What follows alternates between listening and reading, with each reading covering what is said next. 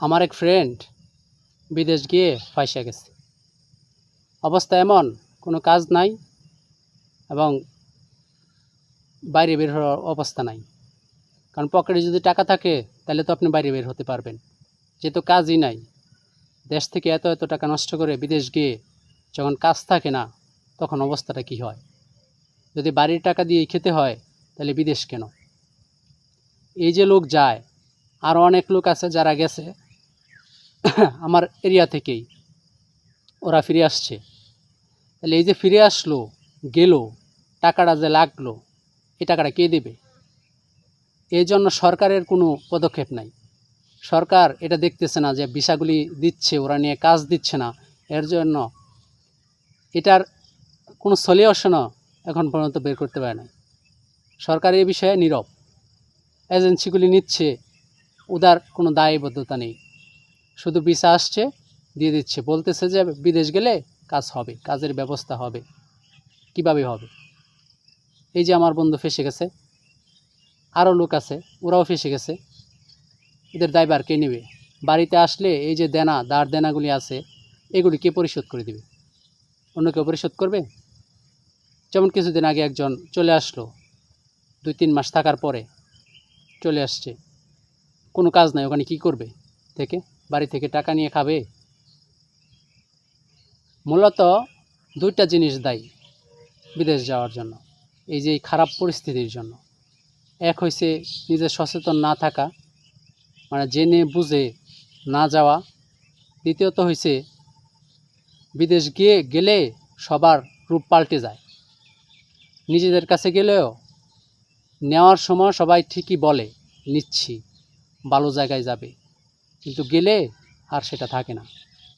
যদি থাকতো তাহলে এত মানুষ ঘুরে আসতো না।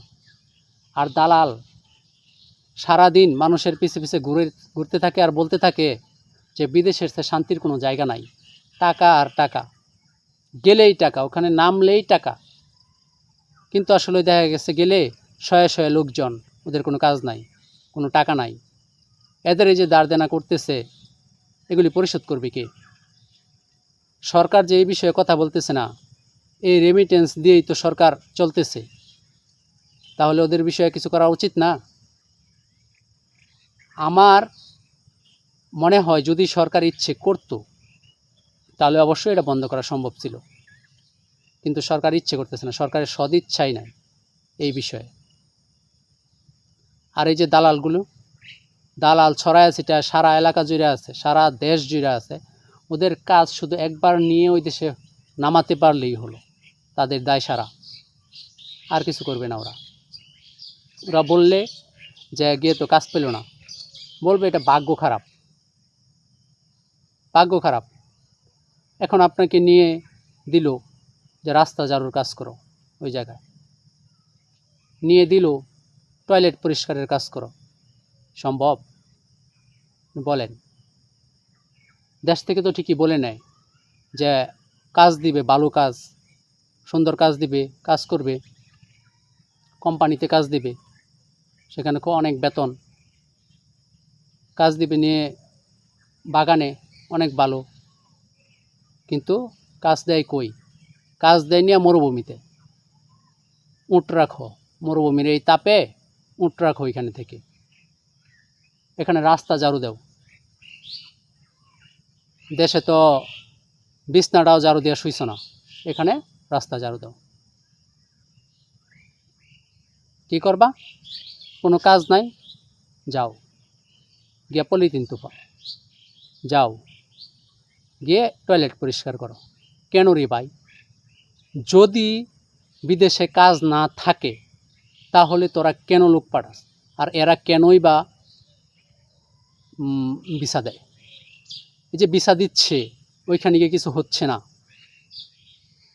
পররাষ্ট্র মন্ত্রণালয় আছে আমাদের দেশে, ওইখানে প্রতিনিধি আছে, কিন্তু আসলে কোনো পদক্ষেপ নেয় না। ওরাও নিতে পারলেই বাসে।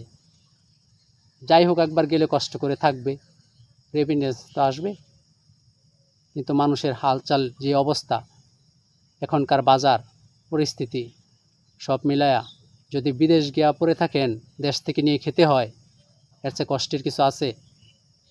এই কষ্টটা বোঝার মতো আসলে লোক নাই।